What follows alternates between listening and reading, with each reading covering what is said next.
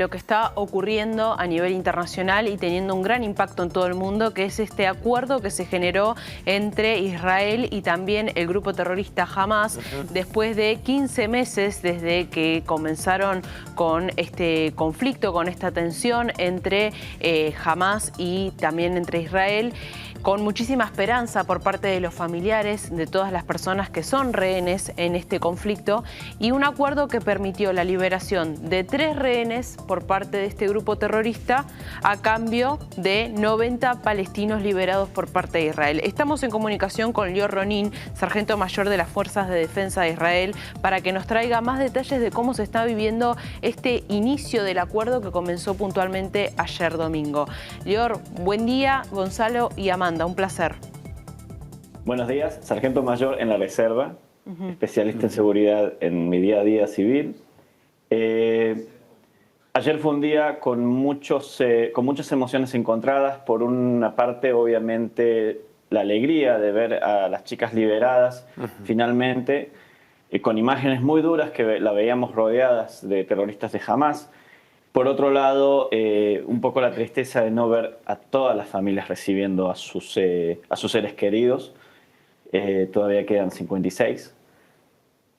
Y también ver los terroristas, que hay que entender, los palestinos que fueron liberados de la cárcel Ofer son palestinos. La cárcel Ofer solamente tiene personas que tienen que ver con terrorismo. Son personas que están ligadas con acciones terroristas. O sea, fueron liberados 90 palestinos que no habían cumplido todavía su condena, pero fueron liberados en esta situación. Muchos de ellos, en un total, se van a liberar 1.750 terroristas, muchos de ellos con sangre en sus manos, con cadenas perpetuas por asesinar civiles inocentes. Entonces ahí empieza a ciertas emociones encontradas, ¿no? También ver a las chicas, ver que a una de ellas le faltan dedos porque Hamas los mutiló. Es algo muy duro y tenemos fases. Esta es solamente una parte de la primera fase. O sea, ayer fue el primer día de la primera fase. Supuestamente estas negociaciones se trasladan a 3 fases, en las cuales en esta primera fase los primeros días, el sábado que viene, se van a liberar 3 personas más, entre ellas también 2 chicas al parecer, y así hasta el día 42, en los cuales se liberarían los últimos 14 israelíes que habían sido capturados. Y hay que entender que parte de ellos puede ser que no estén con vida. Nosotros no sabemos la condición de cada uno de ellos. Sabemos que de los 33, 25 estarían con vidas, el resto al parecer no. Es algo que todavía no sabemos confirmar. Jamás da los números, va a dar, perdón, los nombres de quién van a liberar el día anterior o horas antes de esto, y las condiciones en si están con vida o no las sabremos casi en directo, en ese mismo horario en el cual van a ser liberadas. Desde el día número 16 de la primera fase, o sea, el número 16 del alto al fuego, o sea, la semana que viene, empezarían las negociaciones para la segunda fase, que esto también incluiría algún tipo de planificación para terminar la guerra en sí. Pero Israel tiene 3 condiciones, las cuales jamás se supone que no las va a aceptar. La primera es la liberación de todos los rehenes restantes. La segunda es el desarme de la Franja de Gaza, que no haya armas bajo manos terroristas en la Franja de Gaza, y el exilio de los líderes de Hamas, para que no estén más dentro de Gaza. De esta manera se podrían cumplir con los objetivos de este conflicto, que era justamente sacar a Hamas del gobierno en la Franja de Gaza, sacar toda esa indumentaria terrorista, esa máquina terrorista que tenía miles y miles y miles de terroristas. Hay que entender que solamente la fuerza del Nukba, que invadió el 7 de octubre los kibutzim de Israel, las ciudades de Ofakim y Sderot, fueron entre 6.000 y 7.000. Solamente los que invadieron, la fuerza élite, el Nukba, tenían más de 20.000 terroristas activos dentro de la Franja de Gaza. Estamos hablando de un mini ejército. Lior, obviamente que tenemos un montón de dudas y obviamente de consultas para traer un poco de claridad a esta situación, porque lógicamente hay muchas personas del otro lado que están sorprendidas, que tal vez no entienden, inclusive hasta a muchos nos cuesta terminar de entender completamente todo el conflicto. Pero digo, ¿cómo se puede explicar en simples palabras el porqué de este momento? La gente seguramente se preguntará ¿por qué no antes? ¿Por qué el sufrimiento de la gente? Y al mismo tiempo te pregunto algo que es obligación nuestra preguntar por actualidad. Se conoció por la madrugada de hoy en la Argentina, el fallecimiento también de un soldado israelí por una bomba, de un soldado de 31 años. Digo, ¿esto puede afectar un poco el cese al fuego? ¿Cómo está esa situación también? Te consulto. Sí, el soldado fallecido fue en una operación terrorista en Judea y Samaria. No afecta esto en las negociaciones. Sí afectaría si esto hubiera pasado en Gaza. Hay que entender que Israel está bajo 7 frentes. Judea y Samaria bajo actividades terroristas de Hamas, Yad Islámica, Fatah, entre otras. En Hamas, Yad Islámica y Hamas. En el norte también con un cese al fuego por el momento activo con Hezbollah. Más al sur, en el Yemen, los hutíes del Yemen, otro proxy de Hamas, otro proxy de Irán. En Siria hasta hace poco, hasta que cayó el régimen sirio, había milicias chiitas sirias que ahora, como el Giuliani, que son sunitas, están en el poder. Por el momento ahí no hay un conflicto activo y de hecho se está viendo cómo se puede normalizar la situación ahí. Irak también. Desde Irak también había milicias chiitas, pero el mismo ejército iraquí lo está sosteniendo porque no quiere ningún tipo de intervención extranjera. Entonces el mismo ejército iraquí está manteniendo que las facciones chiitas pro-iraníes en Irak no disparen contra Hamas, e Irán mismo, que todavía hay ciertas contiendas y todavía Irán no está planificando si continuar el conflicto directo contra Israel o solamente utilizar sus proxies. Por el momento solamente está utilizando al Yemen, a los hutíes del Yemen, que todos los días intentan bombardear con misiles balísticos contra Israel. Estamos hablando de más de 2.000 kilómetros que estos misiles y drones también llegan hasta Israel. Y la segunda pregunta era, o la primera pregunta mejor dicho, era el por qué ahora y no antes. Israel estuvo dispuesta a negociar todo este tiempo, porque estaba dispuesta a muchos saltos al fuego con tal de que al fin y al cabo se puedan liberar la mayor cantidad de rehenes. Afecta mucho en los operativos antiterroristas dentro de la Franja de Gaza maniobrar un ejército cuando sabes que hay zonas en las cuales los terroristas se están protegiendo con rehenes, o sea que si te acercas a esas zonas los van a matar seguramente. Entonces mejor no se acercaban, ni siquiera operaban en zonas donde se sospechaba que había rehenes, porque se analiza con anterioridad si es probable el rescate por medio de una operación militar o no.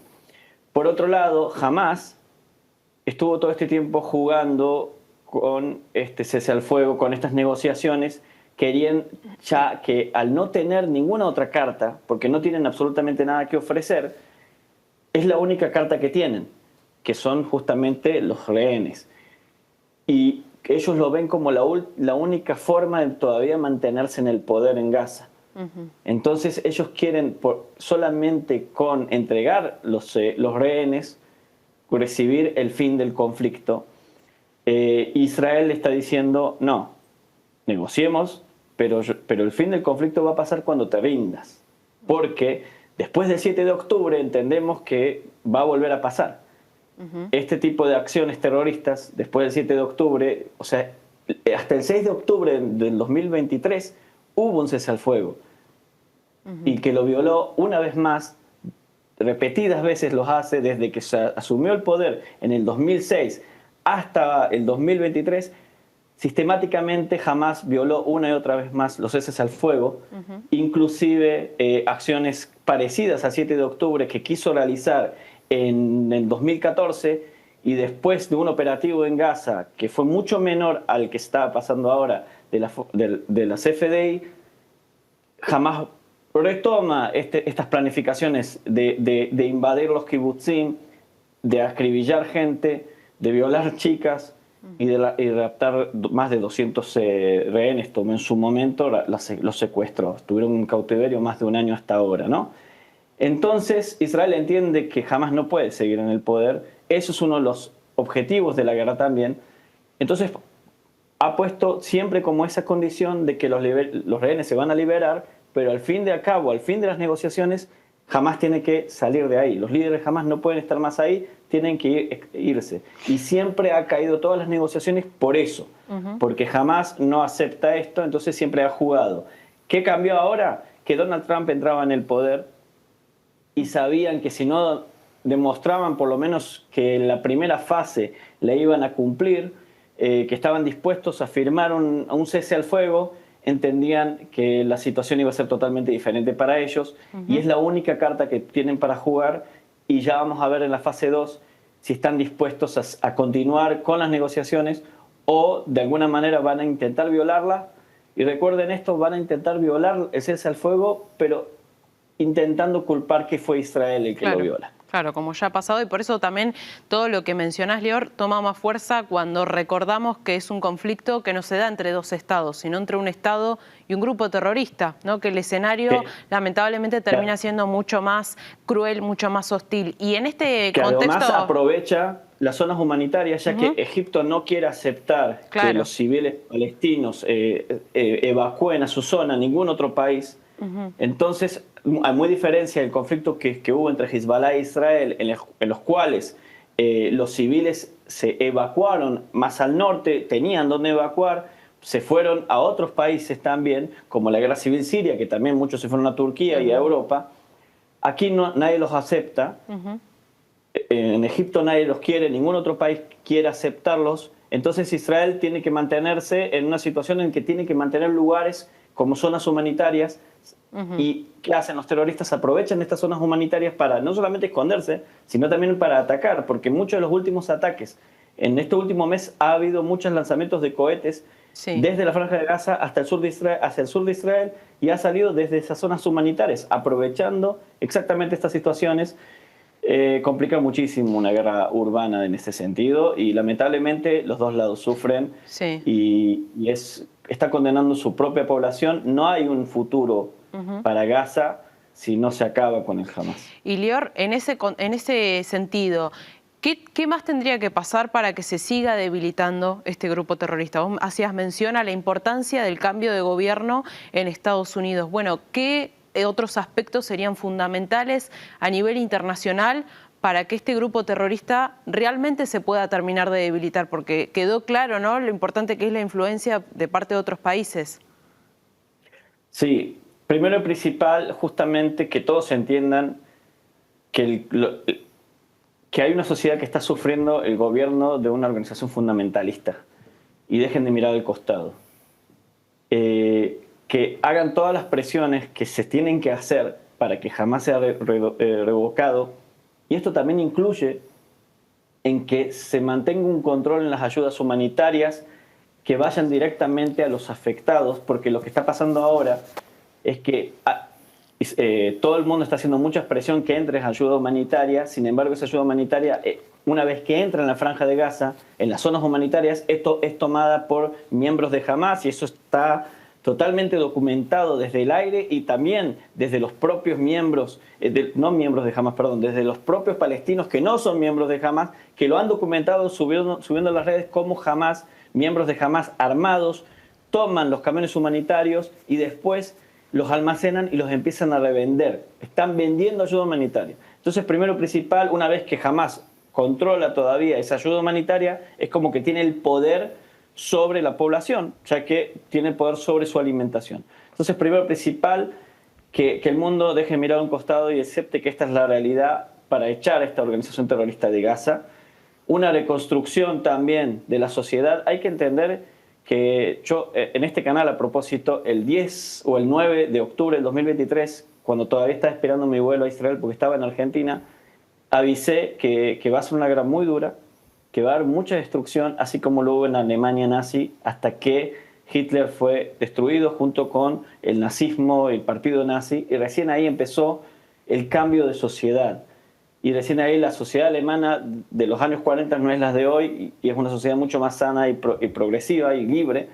Justamente es la única forma de cambiar la sociedad en Gaza. Habla mucho de la reconstrucción de ciudades en lo que es el material, una casa. Y yo lo que creo es que primero hay que reconstruir una sociedad en sí, porque siempre van a caer casas y se van a volver a construir, pero la sociedad va a estar condenada.